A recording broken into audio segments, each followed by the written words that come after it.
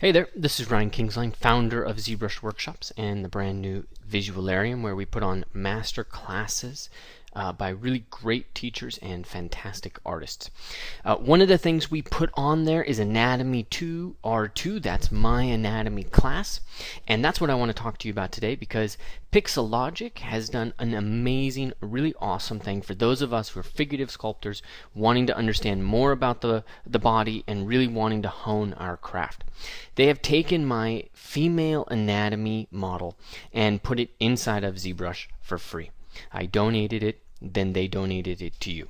And that's a great thing, because there is a lot to learn from this model. This is the exact same model that all of my students create when they take the Anatomy 2 class. They get in and actually build all of these individual parts, all these individual muscles that you see right here. Muscles of the face, the body, all of that stuff gets created. Okay, and you've got that inside of the brand new ZBrush for free, which is a really wonderful thing. So let's talk about how you can use it, as well as a little bit of the forward thinking. Why do you want to spend this time with anatomy? So let's start with that last question. Why do you want to spend this time with anatomy? I've answered that in a million different ways, but I'm going to answer it in a very concrete, very crystal clear way today. Let's assume that you have a model posed, okay, in some kind of complex posture. One hand reaching out, one hand reaching back, one leg up, one leg back, and a little twist in the torso. Okay, now this model that you see right here, this was all sculpted in clay, and it was done in clay with a model in front of me, and this model has something like 4.5% body fat. Really amazing. You get to see a lot on Michael that you just do not see on other people. Okay, but it's not enough to just get in there and sculpt it, because when you're confronted with this live model, you're confronted with an enormous amount of information. You're confronted with a lot of hills and valleys and just things that go bump in the night. The armpit is a great example of what's going on, where's everything moving, what are the primary forms, what are the secondary forms. Anatomy is what gives you the ability to figure that out. And when I say anatomy, everybody thinks muscles. It's a lot more than just muscles.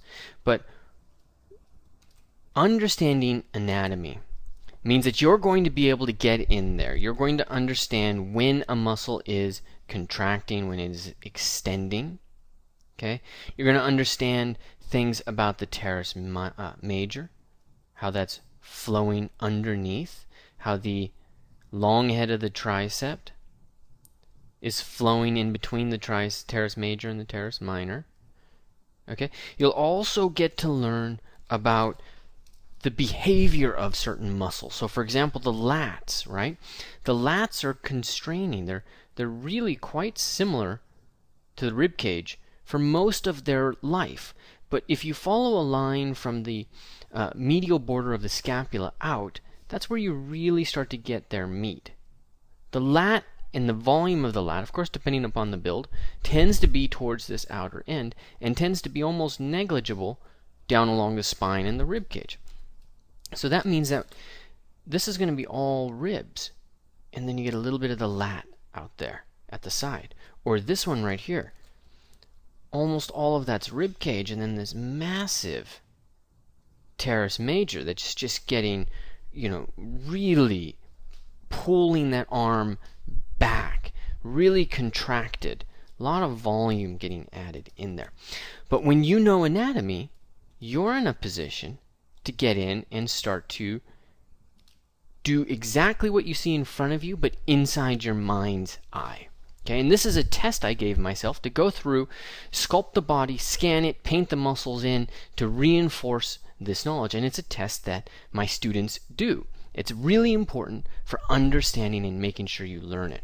All right, so this is the class, right? But let's get back to what you've got in front of you inside of ZBrush. This model right here is going to allow you to get in and really take your knowledge to the next step. The ability to go in and add layers. Let's start with the pectoralis. And then understanding how the pectoralis is going to be working when you come in and add a bicep. Being able to get in and look at the interaction of these muscles, how they're going to come in and flow over each other, on top of each other, in between each other, is really what you want to be doing with this model.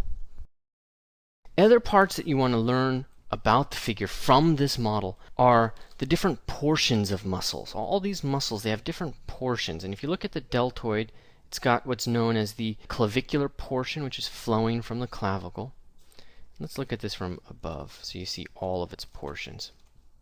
You've got the clavicular, you've got the acromial portion, and then you've got the spine of the scapula. Okay, but if you look at this model, you can see a couple of really important things. One of them is that the clavicular portion does not really make it all the way down to the insertion.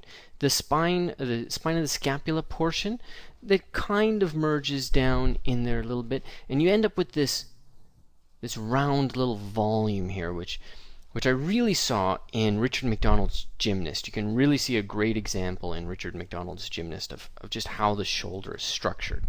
Very amazing. But that's something that you want to be looking at. Dissect this. How much of that is the clavicular portion? Well, let's say 2/3. Okay, remember that number. Okay, try to remember the forward form and then the form back here that kind of bulks up and allows the tricep to fit in there. So let's put a tricep in place. That tricep fits nice and neat right on top of it. And if you get rid of the deltoid, you can then see the long head of the tricep and how that is coming below the glenoid cavity.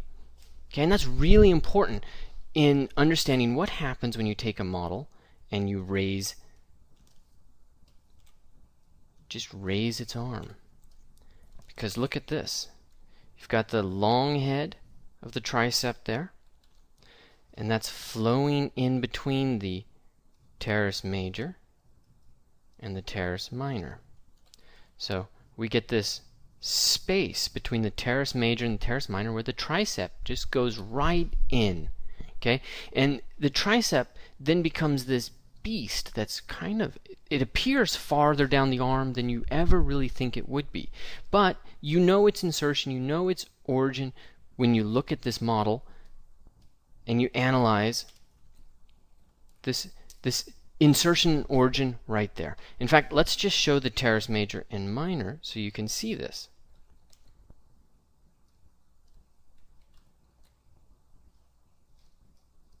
Okay. Gives you crystal clear example of how the long head works there. Throw the deltoid on top of that. Throw the infraspinatum muscle in there if you want. You've got the pectoralis. Let's just select the deltoid so we center it. You got the bicep, you've got the tricep, all of that stuff. It's all right there interlocking and put together so that you can get in and dissect it and really understand it. So enjoy it. I hope you use it. I hope it is beneficial to you, that you learn something really significant from this model.